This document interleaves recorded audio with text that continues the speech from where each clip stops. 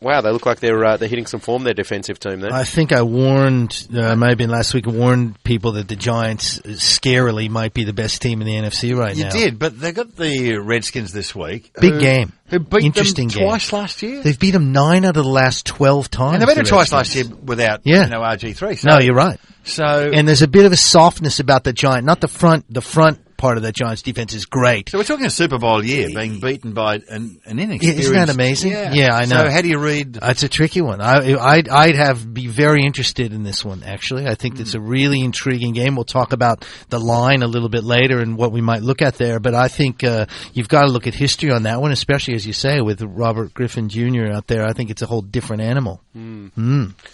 That's a good one. The Packers, they're yep.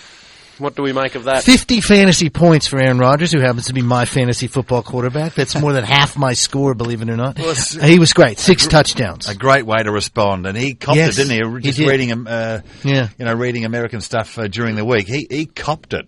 I think and he probably took it upon himself. He actually blamed himself, so he was pretty upfront about it. No, I agree. But what a way to answer. It was, and I think Houston, we talked about them as being a Super Bowl favorite and the team to beat. They were just destroyed, brought back to earth. They were favourites for the game. Yeah. Houston were $1.50, Green Bay were $2.66, and how about that? And they smashed them. And it was a big scoring game as well. That overs and unders line just got pummeled. Yeah, it would have. Yeah. Yeah, and Sanchez, a bit of pressure off Sanchez. Yes, which is for a week. Yes, the good news is they handed the ball off a lot, so he didn't have to put up a lot of yardage on the ground, more than 250 yards rushing, I think. So that's a good thing, as you say, Doc. You're right, for a week because they got New England coming up. Another one we'll preview a little bit later in the show. How are they going, the Pats? That's an interesting question. They going? That is a very interesting question. Well, have I also read a little bit of controversy during the week about the tactics of the Jets at the moment? The Jets were insinuating that the Patriots start the ball really quickly and in some cases aren't set and may not have enough linemen on the line. So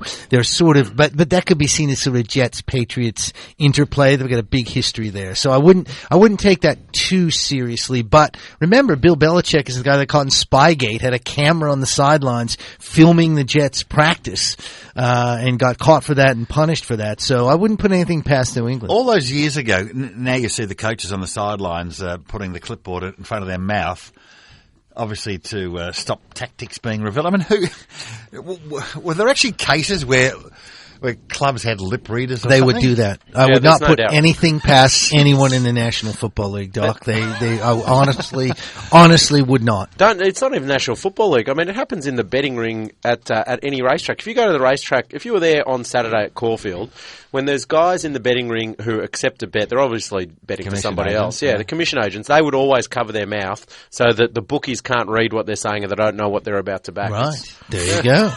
There you go. People aren't trustworthy. It is a good look, though. It is a great look with a clipboard over your face. Bookmakers. We're a low breed. So do we panic about the Pats? They're 3-3. They've won 9 out of the last 11 AFC Eastern titles. They're 3-3. A bit of a bottleneck there. Don't panic yet. They've still got, they're still better, in my opinion, than Miami, Buffalo, and the Jets. Panic time would be in 4 or 5 weeks if they drop a few more games. I wouldn't panic at the moment. You've still got Tom Brady. You've still got him there. You've still got Belichick coaching. I think they're going to be fine. We are going to take a break on at Betstars and Stripes, but on the other side we do have another NFL Game Pass to give away. So what we need is our 2 contestants on the line again, which will go head-to-head in a Who Am I-based question. Al will be the quiz master. So the first 2 callers through get the chance to be on the line in that head-to-head, where obviously your name will be your buzzer. So we'll do all of that, a little bit of the educational understanding the game to come after the next break as well. We'll take a look ahead to this weekend's matches. But a reminder, of course, that Betstar give you $2 power lines on every NFL game every Sunday at 4 p.m. Head to betstar.com.au or betstar.mobi and take advantage of this great offer. We will take a break, 9429 1116, or you can SMS us 0433 98 1116. Welcome back to Bet Stars and Stripes. A reminder of double fixed odds from 8am race day and all Group 1 races with Betstar, betstar.com.au. Time for our giveaway every single week between 8 and 9 o'clock as part of Bet Stars and Stripes. We'll give away an NFL Game Pass, which is a fantastic prize. It's one of the best prizes you can get on the station. We've got our 2 contestants on the line, starting off with Jack in St Kilda. Jack, good evening. Hello, Jack. You're there, Jack.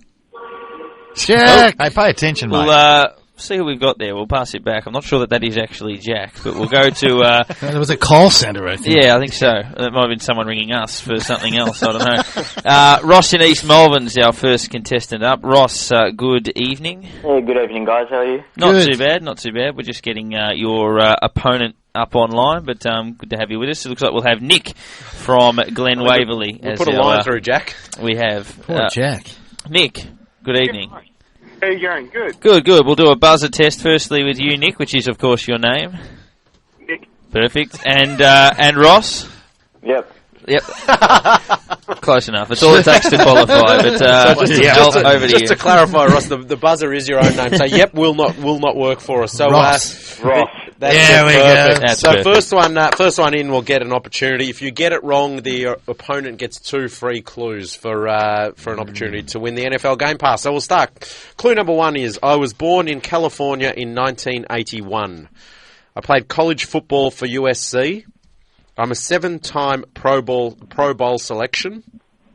I've won 2 Super Bowls. I am a strong safety.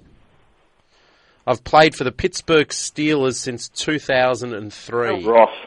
Ross. Troy Polamalu. Spot on, Ross. Well done. Troy Polamalu. Ross, if you hang on the line, we'll get your details. Tim will grab all your details, and someone from the Betstar offices will call you tomorrow, and you'll have an NFL Game Pass for the remainder of the home and away and for the playoff series. So well done, buddy. Congratulations to you, Ross. How are they travelling, the Steelers? If you're a Steeler fan, you'd be a little worried right now. I think you might be. Polamalu's had some injury issues. Great story, but he's one of those guys, you see this a little bit, family concerned about him with some gang issues as a high school kid. Shipped him up to Oregon. He played 3 or 4 years in high school in a small town in southern Oregon, and by all accounts, sort of one of those things that, that people do that changes their lives, and he's been just a wonderful, wonderful football player. He could buy his own gang now. Now, our next segment is the education, where Ed White will bring you through, whether it be terminology or various aspects of the game, to help better the understanding of fans who might be confused by certain elements of the sport. Ed. And we hope they're not confused, but we do our best. I thought I'd talk about expansion briefly tonight, because a lot of news come out of London now that there are going to be 2 games next year instead of 1 in London. The Jaguars have agreed to play 4 games in a row starting in 2013, so 1 game each year. Would they have a bye after the game? I don't know. It's only 7 hours from the east coast of the U.S. to London, so it's not 5 hours from New York to LA. Exactly. So it's not as crazy as you might think. So a lot of talk is about that, and Los Angeles is the other place where if they build a stadium, that's probably going to be another place to look at. The last expansion was in 2002, which was the Houston Texans. That brought the league to 32 teams. So a lot of feeling is now that they like 32, 8 division with 4 teams in it, works really well. So if there is expansion, say to a London, which is obviously a bit of a reach, or Los Angeles, it's going to be a shift. It's going to be a team that moves there rather than a fresh team because of the economy and all that. And the idea of making 34 teams or 36, something that probably isn't as appealing at the moment. Any franchises under pressure financially? A couple of them. San Diego Chargers are one that are trying to get a new stadium deal, and they have not been very successful. They've been not selling out games. There's always a fight, isn't there, between City Hall? I mean, who's going to pay Correct. for it? There was a government thing and a private enterprise blue every time they want a big one. That's exactly right. They've been talking about L.A. for a while, but L.A. really is if you build it, they will come. They don't want to be in the Rose Bowl. They don't want to be in the L.A. Coliseum. They need to build a new stadium. So that could happen in L.A. Jacksonville's the other one, small market, but they've got a very, very strong lease in Jacksonville, so I don't think that's going to be broken early. But that's why that London thing is interesting. Maybe they start playing a few more games in London and a few in Jacksonville, that kind of thing. So something to keep an eye on, without a doubt. So out of curiosity, Ed, in the NBA, MLB and NFL, are they catching private charter flights or are they commercial flights like we have here in the AFL? Private charters. So the clubs own their own? Some do, some lease. Wow. I know the Portland Trailblazers, owned by Paul Allen, billionaire, have their own plane, Round Ball 1, believe it or not. But then others just lease. But no, they're not flying commercial. Absolutely not. They're decked out. And if you ever see the interior of those planes, it's pretty amazing. So they're not on Virgin like our AFL players. I've been on a commercial flight here with say the Melbourne Tigers, and Yeah, I feel weird, for them. Yeah. I mean, No, absolutely the American right. basketballers are taller than ours. No, that's exactly right. They couldn't physically take. And you know what's funny is they Domestic fly in flights. through different. They don't go through all the security. All that. A few years ago, the guy on the Trailblazers, I just lost his name from the kid out of New York City.